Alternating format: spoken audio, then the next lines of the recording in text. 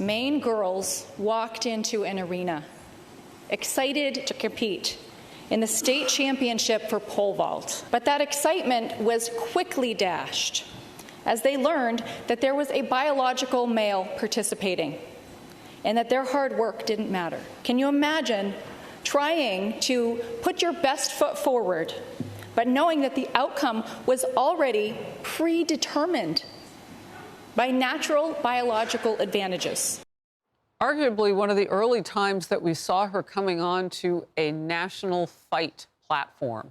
Maine State Representative Laurel Libby from February and the Democratic-led legislature in that state censured her for what she just said, meaning she has not been allowed to vote or even speak on behalf of her constituents for months. Now, in a major ruling, the U.S. Supreme Court has ordered the state of Maine to revoke that censure. And Laurel Libby is celebrating that decision. This case has far-reaching consequences, not just in Maine, but across the country. 2/3 of Mainers don't think that biological males should be participating in girls' sports. And to see a sitting legislator silenced in political retaliation for sharing that view that most Mainers have is reprehensible. So I'm so thankful that the Supreme Court has rectified the situation. The Faulkner Focus went out to see what people think about men playing in women's sports right now. I'm against men playing in women's sports for sure. Well, it's not the right thing to do. It's not fair. It's not fair to the girls. I want everyone to have fun. That's kind of the whole point, isn't it? About sports and all that stuff. I don't know. Teamwork, camaraderie. They're taking the medication, so I would say that it's fine and they need to be treated like equally as women. They wouldn't be women's sports if men's playing them. If they have men playing, it's co-ed. It's not women's sports anymore.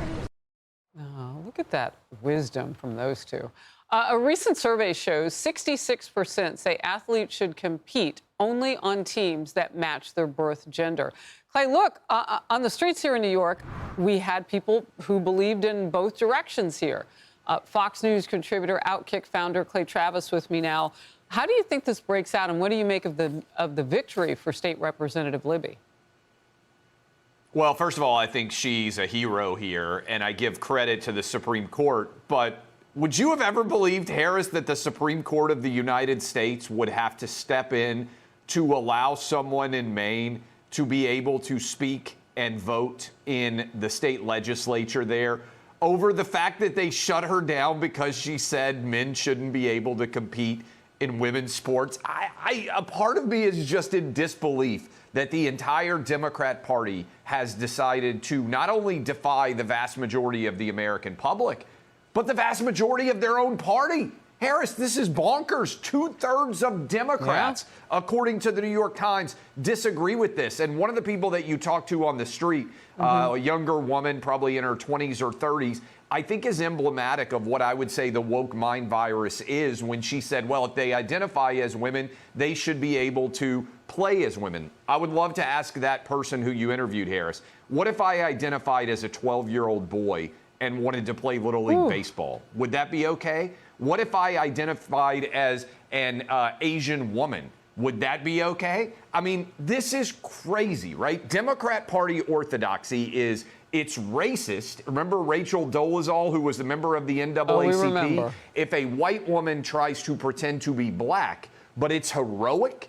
if a man pretends to be a woman, how do you handle that? How can you make sense of it? And I think this is a crystallizing issue for a lot of Americans, because if you will make me argue that men are women for purposes of athletic competition, then I can't trust you on anything. And I think it transcends just sports. I think it runs into Biden's health. I think it runs into the COVID shot. Now, that's an interesting point. All of the things that we have been told that don't add up.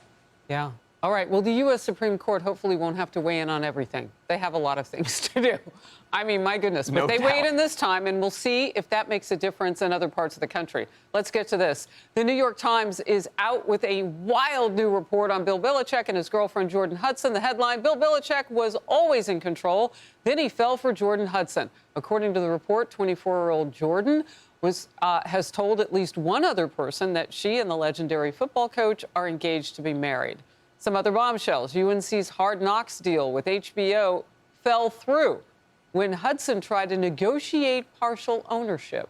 Hudson also allegedly tried to use a Taylor Swift-like workaround to find trademarks on Belichick's iconic quotes and phrases. She is also reportedly trying to dabble in politics. All right, not a lot of time. Clay, you have all of it.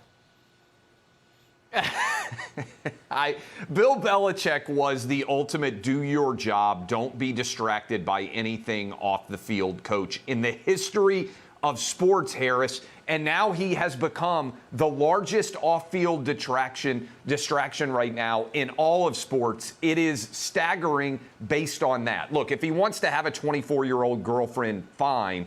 I don't understand why she needs to be embedded in every single aspect of what he is doing at the University of North Carolina. I think this has turned into an embarrassment for a great institution. But you know this, you're a Kansas City Chiefs fan, Harris. Guess what's going to happen? If he wins this fall, people aren't going to care at all about the relationship because ultimately all that matters in sports is wins and losses. You hit me with a dagger. You really did. I mean, come on, they lost and Taylor Swift is still, on top, sort of. I can't believe this is the craziest story in sports, leaving aside men trying to play in women's sports. For anyone who's been a fan of Belichick and his coaching over the last generation, he has had a plot twist for the ages that none of us saw coming, Harris. Yeah, imagine being a parent of one of the kids, like the brand new quarterback, Gio Oh, Lopez, my goodness. that Belichick helped bring over through the portal, the trade portal, and no one's speaking Harris, his name unless you're watching imagine Jordan a lot Hudson's of sports. dad. The guy's from Maine. Can you imagine when his 24-year-old girlfriend knocked on the door and said, I've got a new boyfriend, Dad, and it's Bill Belichick, and he's older than you? All right, I got to run. Oh, my goodness, I wish I didn't. Thank you so much. Outnumbered after the break. Hey, everyone. I'm Emily Campagno. Catch me and my co-hosts Harris Faulkner and Kaylee McEnany on Outnumbered every weekday at 12 p.m. Eastern, or set your DVR. Also, don't forget to subscribe to the Fox News YouTube page for daily highlights.